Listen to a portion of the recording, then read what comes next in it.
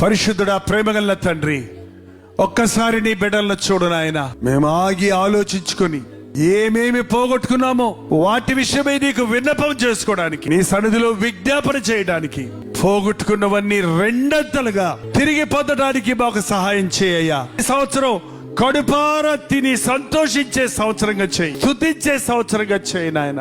శాపాలు మాకొద్దయ్యా, వేదన మాకొద్దయ్యా, మరణాలు మా ఇళ్లలో వద్దే వద్దయ్యా, విడిపోయిన కుటుంబాలుగా మమ్మల్ని ఉండనివద్దయ్యా, చెదిరిపోయిన బిడ్డలుగా మా బిడ్డలు ఉండనివద్దయ్యా, అప్పుల్లో పడి దొరలనివద్దు నాయన, బాధలతో ఇరక్కుపోయిన స్థితిలో ఉండొద్దు నాయన.